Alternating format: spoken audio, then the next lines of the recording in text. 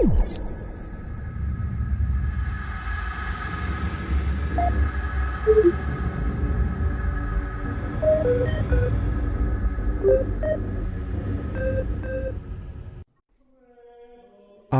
am weak.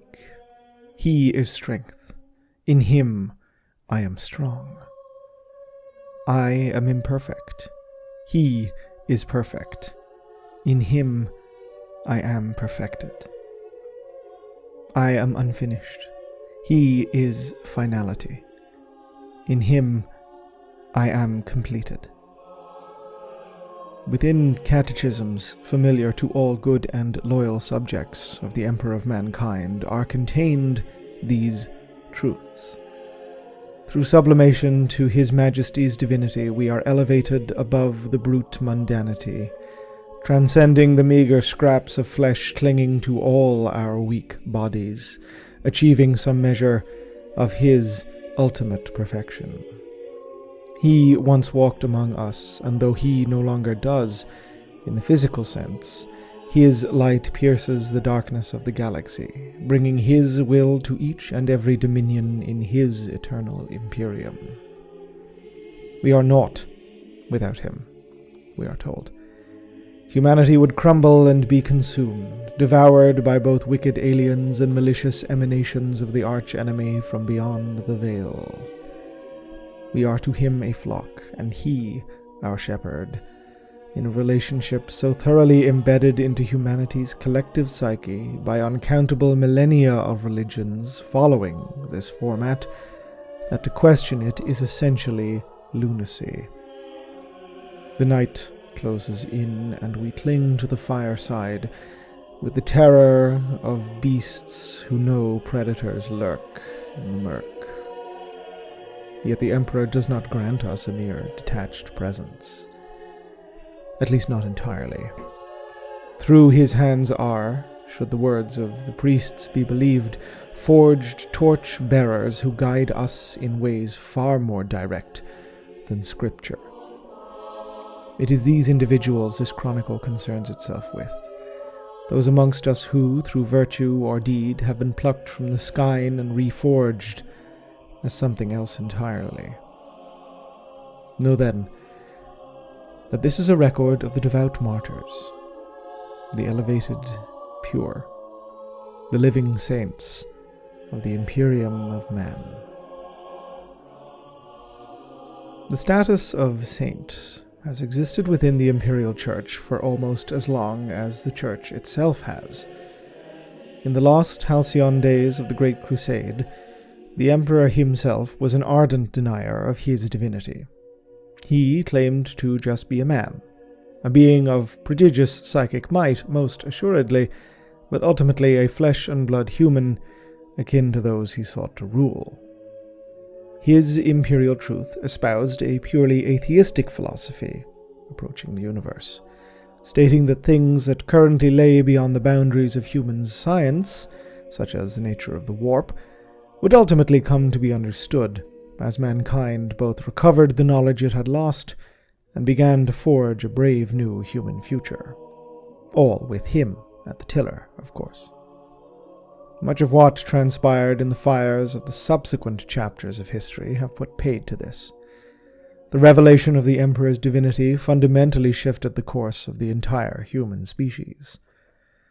One does not pretend to claim this chronicle will attempt to debate the divinity of his imperial majesty.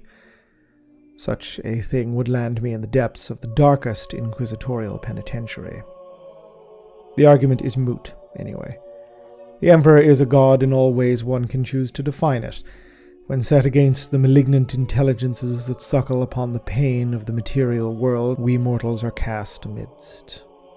The imperial cult began, even, in those days where he walked amongst us, growing within the nascent Imperium as a suppressed religious movement of humans unable to accept either the cold brutality of the world the imperial truth presented, or for whom the evidence of the Emperor's godhood was simply too strong to ignore. During the days of the Horus heresy, as the tendrils of the arch-enemy latched onto more and more of the material universe, as literal and figurative chaos spread, Witnessed by the terrified multitudes, this cult grew. How could, in a world where demon things cavorted with the traitorous former scions of humanity, there not be a force set to oppose them? How could gods not be real when monsters were? The first saint was birthed in the dying days of the Imperial Truth, and came to prominence in the darkest days of the Horus Heresy. Her name was Euphrates Keeler, a remembrancer, assigned at the end of her career to the 63rd Expeditionary Fleet of the Primarch Horus Lupercal himself. Keeler, over the course of events complex, and for records other than this, was drawn into an encounter with the demonic entity Samus, and in her quest for answers, was drawn also inexorably to belief in the godhood of the Emperor. The stonewalling of the expedition's commanders did not dissuade her, and implying the depths of arcana in the librarium aboard the Vengeful Spirit was set against another, albeit far more minor, emanation of the Changer of the Ways. As if possessed by some unknown force, Keeler wielded an Imperial Aquila to shield herself and her colleagues from the entity's predations, and succeeded in banishing the creature back to the depths of the Immaterium. Although the act placed Keeler in a coma, in which she would lie for some time, the encounter only strengthened her convictions and her path. While spending the near entirety of the heresy imprisoned upon both Luna and Terra under suspicions of being a rogue psyker, Keeler was granted a form of clemency during the siege of Terra by the hand of none other than Malcador the Sigillite. The siege, as one's other records will no doubt inevitably elaborate, was a period of utter desperation for the Imperium. They were days of gambits, frantic grasps for anything that could potentially give the dying empire a reprieve from the hordes that bayed at its gates. In Keeler, the Sigillite saw a potential worth at the very least exploring. Scant evidence had grown throughout the years of the Age of Darkness that the power of belief in the Emperor himself could provide some means of defense, and perhaps even offense, against the demonic.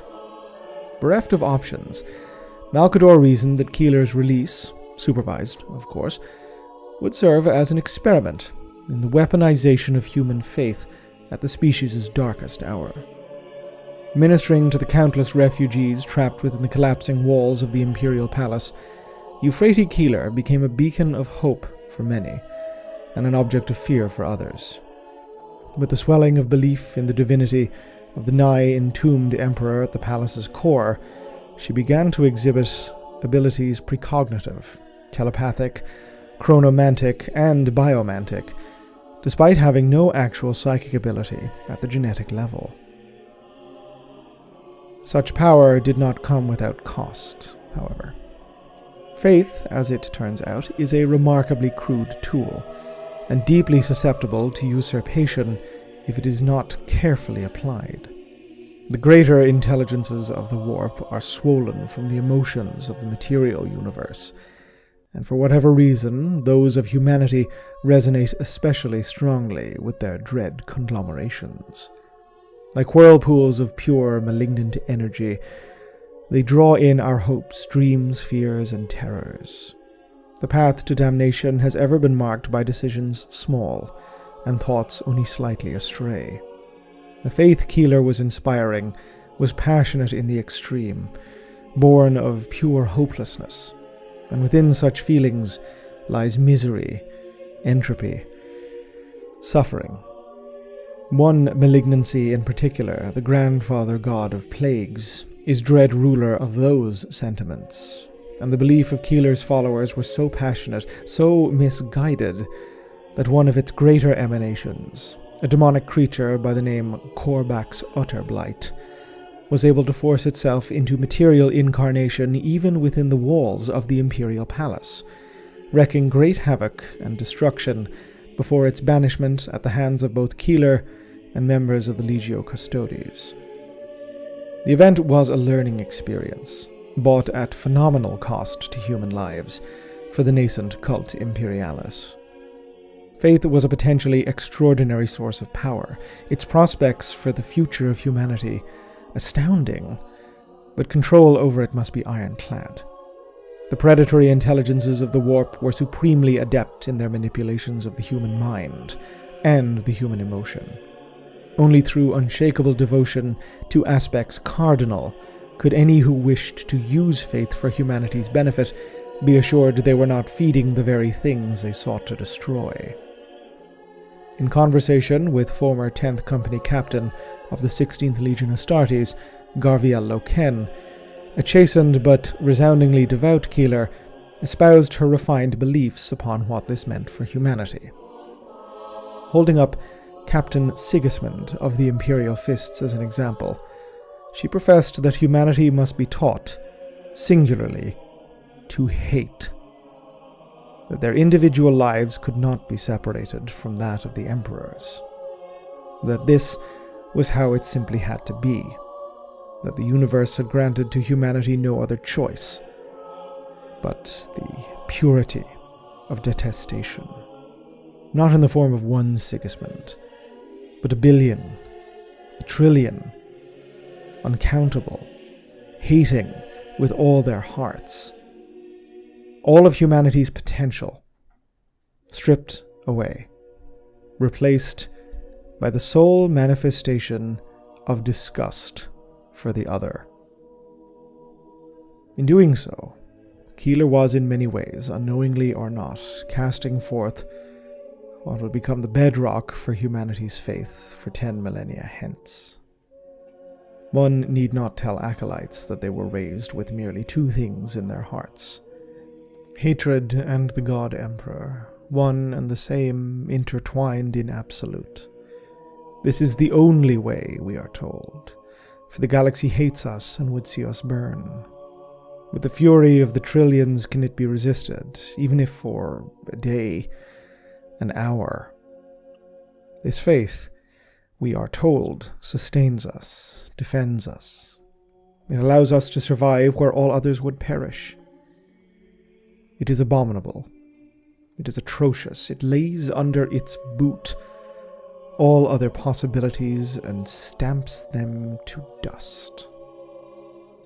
10 millennia after Keeler observed a duel between two lunatic Astartes on polar ends of a spectrum previously unimaginable, her observations underpin an empire of countless souls and nourish the being at its center. The Emperor is a god, sustained by us, his flock, in our belief in him and his power. Through it, his internment within the Golden Throne, he guards our world from the archenemy. He guides our ships through their immaterial realms. He acts through his servants, the mightiest of which we are sought to name saints, in honor of deeds and sacrifices. Keeler was the first, the trailblazer, and in her wake countless others have followed. Nathaniel Garrow, the Astartes captain who rescued Keeler from the grip of the War Master at Istvan, is another. But not all saints were born during the Great Heresy. In the wake of that dread epoch, with the establishment of the Temple of the Savior Emperor and its subsequent amalgamation with several other disparate cults of emperor worship, the religious authority of the imperial state coalesced to form the theocratic establishment that is the Ecclesiarchy, also known as the Adeptus Ministorum. As with many state-sponsored churches throughout what we know of human history, the Ecclesiarchy exists as much to enforce imperial authority as it does to minister to the spiritual needs of the human flock in any genuine way. The nurturing of faith has waxed and waned, depending on the particular proclivities of those in nominal charge of this august body. And while one is sure within the earliest days that the just may have outnumbered the venal, the grinding of 10,000 years have seen the latter frequently supersede the former in both quantity and power. It is this organization, this bloated, corpulent morass of overfed priests, frothing ideologues, and amoral degenerates, that possessed the authority of imperial canonization. That is to say, the ability to declare a human a saint. To be a saint is, first and foremost, to be a focal point of worship, dissemination, and propagation of the imperial cult. The forms this takes are as myriad as the Imperium itself. Though vast and extraordinarily wealthy, the Ecclesiarchy has never sought to standardize the practice of worship across the galaxy. It is simply too vast and humanity simply too numerous for such an effort to be remotely achievable. Pious practices and beliefs upon one world may be abhorrent upon another. On a planet where imperial citizens are rural agrarians barely brought out of a Neolithic strata of technology, the Emperor is the sun, bathing their crops and fields in nourishing light. On a world of stone castellums, the Emperor is a martial king to which rulers pay homage. On a hive world of countless billions, the Emperor sits as you or I may understand him, upon the throne world at the center of a vast and teeming galaxy of his subjects. The most basic dogmatic tenets are enforced, of course. The Emperor is God, though he once walked amongst us. He is the only God. All others are abhorrent, their worshippers deserving of nothing but death. There is no authority but his, and thus the authority of his chosen servants, as present in the imperial government and its holy bodies. The spectrum of piety one may run through amongst these tenets is vast, to say the least. But suffice it, saints are those for whom piety is their blood. Their devotion to the tenets, and thus the Emperor and his imperial government, are second to none. The vast majority are, as is perhaps predictable in a galaxy and regime consumed by endless warfare, martyrs. They are warriors who sold their lives in the Emperor's name to turn the tide of this battle or that, through whose acts the fulcrum of war somehow was turned. Others are orators, quixotically similar to the imperial iterators, who in the days of the Crusade preached the exact opposite, swaying worlds and sectors to the cause of the imperial church, are fermenting such zealotry that divine crusades are inspired and cast amongst the stars. Yet others still may be far uncannier, those whose simple acts of devotion appear to have tangibly miraculous effects, surviving an execution at the hand of the archenemy, delivering a crop bounteous beyond all possible yields, stirring to life of a destroyed piece of technology, although in such cases the Adeptus Mechanicus's own dogmatic branch may seek to claim that particular individual. A common thread between this branch of saints is their intercession, the petition of the Emperor himself for aid, through prayer or devotion, and becoming, in the eyes of the Church and the flock, a conduit for his divine power and will. Given the scale of the galaxy and its complexity, the opportunities for such intercession are equally vast, and the saints created by it are manifold. There is, of course, a darker side to sainthood. The beatification of individuals is not always undertaken for reasons pure. Many a saint within imperial canon is a person for whom justice was a concept utterly foreign, for whom piety a tool for purely material gain. The Ecclesiarchy, as with all religious bodies sponsored by the state it serves, allows for persons lacking in morality to extend their reach and power far beyond what would ordinarily be afforded to them, provided they are adept in saying the right things at the right times to the right people. There are few things easier to exert influence over than human faith. Convincing someone that it is the will of their God that you benefit in whatever fashion is revoltingly simple for some of us. Many scholars, far more eloquent than I, have opined upon the human need for belief and the ease at which said need can be wielded by the unscrupulous for personal gain. I will not divest any more time in this chronicle to this particular subject. That these individuals exist within the Adeptus Ministorum will come as a surprise to none, least of all those who have met, well, any members of the body above a certain authority. Imperial sainthood frequently extends to some such individuals, those whose crimes in life are retroactively dispensed with through post-mortem canonization. The political concerns of religion are as paramount as the spiritual. Best the heinous criminality of a widely beloved cardinal be forgotten through his beatification, lest the herds of the great unwashed question one of the foundational pillars of their small, benighted realities. Said political concerns extend to far more deserving individuals as well. However corrupt and self-serving a ministorum adept may be, they are keenly aware of the preceptorial power of certain individuals that they can lift up and exalt even higher. Lord Solar Macarius, for example, was deemed an imperial saint subsequent to his death, adding another exaltation to a life filled with important titles, and allowing the Ecclesiarchy to weave his dedication to martial prowess and strategic brilliance into the fabric of the imperial cult. There have been, and yet persist, saints of an altogether different vein, removed from the politicking of the Ecclesiarchy, elevated to a status beyond human. A living saint. The title itself is a curious one, as in almost every case, the living saint is an individual who is dead. Through what can only be described as the will of the Emperor, they are blessed with divinely wrought resurrection, returned seemingly to life that they may carry out his will. They differ from psychers, a genetically evolved mutant strain, in almost all cases. The individuals displayed no psychic talent before their martyrdoms, although upon their return they appear to be able to conjure highly similar phenomena, kinetic shields or pyromantic blasts, telepathy, chronomancy.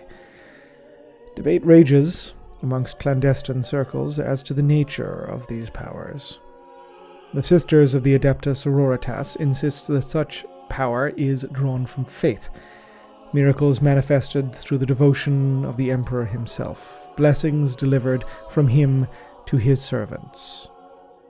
Elsewhere, scholars of the arcane and the prescribed muse that the line between the powers of the psyker and the powers of the devout is a meaningless one, as all extranormal forces utilized in this galaxy are ultimately drawn from one place alone: the warp.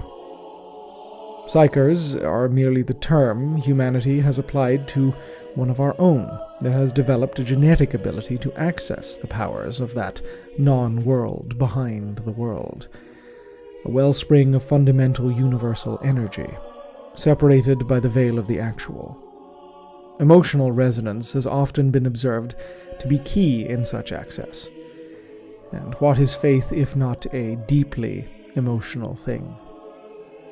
More shall be opined upon this later, but suffice it to say, living saints are exceedingly rare individuals, and their coming is typically at the time of utmost catastrophe for the Imperium.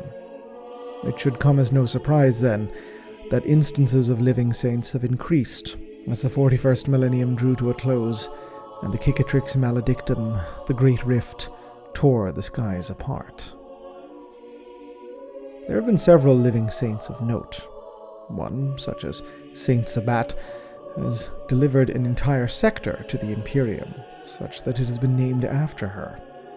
But the most revered of the living saints currently active within the Imperium is an honor that falls upon Saint Celestine, the hero martyr of the Palatine Crusade.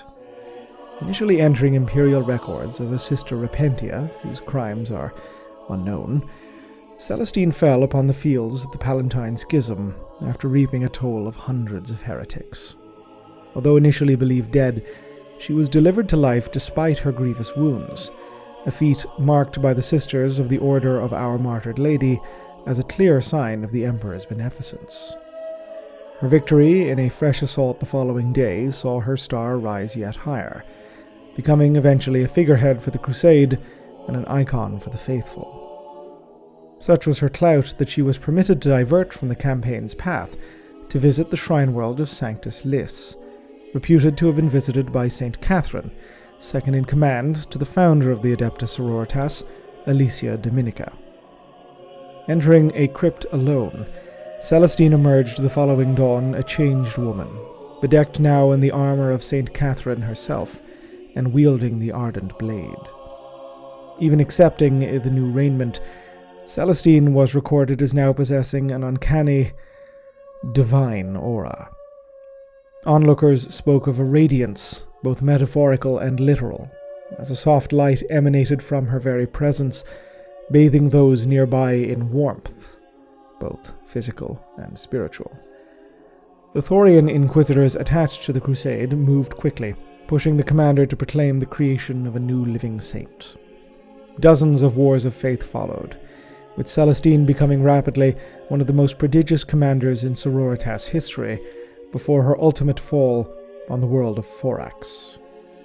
Her passing was marked by the tolling of the Bell of Lost Souls, entering her into Imperial canon alongside the likes of Solar Macarius and Sebastian Thor, and the mourning of her sisters was said to have lasted months. This was, of course, far from the end of Celestine, merely that of one of her lives. The saint's reincarnation at the dawning of the 13th Black Crusade, and her subsequent role in the resurrection of the Primarch and the Terran Crusade, are best reserved for records in and of themselves, but this selfsame emergence, and her feats since then, grant us insight and clues into unraveling the mysteries of the living saints. What sources we are drawing from primarily come from those who have observed her, or fought alongside her, but also scattered journals purporting to be from her own hand. All speak of a being that defies explanation, and is, for seeming want of a more appropriate word, miraculous. On the surface of Luna, when Rabut Gilliman and his Terran Crusade fought the arch-enemy in orbit of the throne world, she displayed no need for a void suit, her skin touching the moon's airless surface with impunity. She is borne aloft by wings that are simultaneously mechanical and angelic. She has displayed resilience to wounds utterly beyond the capability of human biology and Imperial technology. And of course, she has displayed the ability to reincarnate. Following the retaking of Ophelia 7 by the Indomitus Crusade, a greater emanation of the Changer of the Ways, the demon thing calling itself the Tyrant of the Blue Flame, attempted to usurp Celestine and her unknown powers as a conduit to his incarnation with the world of the physical. The possession attempt was only ended by the blade of the custodian Longinus, who slew Celestine to prevent the demon's manifestation, but to the amazement of all present, the saint was almost instantly returned to life. Years later, she fell in personal combat against Karn the Betrayer, damned member of the World Eater's Traitor Legion, and a foe most formidable, only to once again find herself incarnated. From the saint's own testimonies, she has described the ordeal of this return to life as, well, an ordeal. Awakening seemingly on a mountain of bones with no memory of who or what she is, Celestine fights against waves of demons seeking to destroy her spiritual body and her resolve, attempting to subvert the duty she knows she must submit to.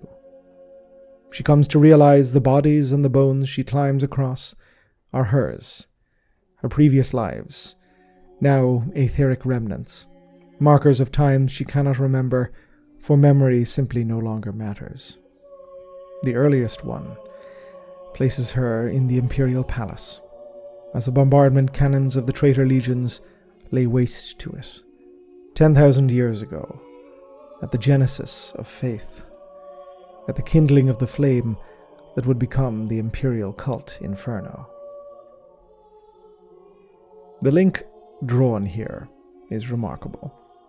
Just as Euphrates Keeler was opining to Garviel Loken that she would grant unto the galaxy a billion Sigismunds, humans bereft of anything save the cold, impossible fury of hatred faith. The girl, or the iteration of the girl that would one day become Saint Celestine, ended her first life, or perhaps the last life bereft of the duty that she would one day come to. Duty, faith's subservience. The tenets of the Imperial Creed form the foundational reason for the existence of the living saints. Our galaxy is bereft of hope, of love, of things we have discarded in a lunatic scramble for mere survival. Celestine would believe she is hope. Perhaps she is after a fashion. But it is hope come at the cost of utter submission to the one being at the heart of humanity, he who would grant us the merest chance of continuous existence, the Emperor. His son, Guilliman, believes that the faith of the Sororitas and the function of the living saints are one and the same as Psychana. He has mused on possibilities darker still. That, after 10 millennia of existence as a being of almost purely spiritual energy, his physical body sundered, the Emperor's reality, as immaterial, has wrought changes upon the emotional and psychic energy he harvests from his flock. That now, 10,000 years after his internment, he has the potential, or the ability, to manifest his will in much the same way as the greater intelligences of the primordial annihilator do. Reaching through the veil, pouring fragments of his power into an individual, exalting them, transforming them into beings etheric, so that they may function as emanations of his greater self. One cannot bring oneself to put the phrase Imperial Demon to paper, for to reduce it to so blunt a summary is not only heretical, but misleading. Celestine, Sabbat, the saints do not function as beings of the darkest warp. Despite their phenomenal powers, they are still flesh and blood, still in possession of a self. In the past, the presence of the being Imperius has shed possibilities on fragmented incarnations of aspects of the Emperor. In Imperius's case, the Astronomicon. They have been, however, far removed from the vitality that the living saint possesses. Not for the saints are the detachments that come from not truly existing, nor for them being a fractal shard of a psychic vortex calling itself a god. Although they are similar, they are not quite the same, in ways subtle, but fundamental. The galaxy is a vast and deeply strange place. Mysteries exist, and many will never have answers.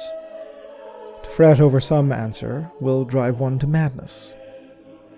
There is a peace that comes with ignorance, as many within the Ministorum would seek to remind you.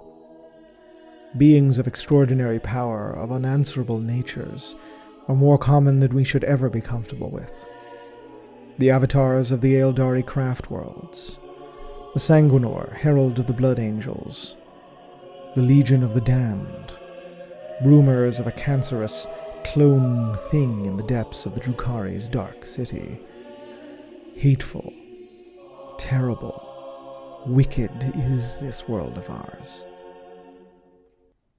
The saints, they grant the comforts religion typically intends to, but also provide loci around which the faith, the hatred we are told we need, may coalesce. On their words are crusades launched. On their actions are worlds turned to dust. Through their submission to the god upon Terra, he is sustained, and granted servants under his total power. They are monsters. They are not human, and yet they, as we have always done, are monsters of our design, of the Emperor's design. Monsters within cast against monsters without. We look upon them, and do we not see the majesty and the terror that Euphrati Keeler showed to Locan? The death of enlightenment, the end of progress, the raw, furious power of hate, and what that must do to those who stand against it. This world. Oh, this world. this damned, cursed place. Ave Imperator. Gloria in excelsis terra.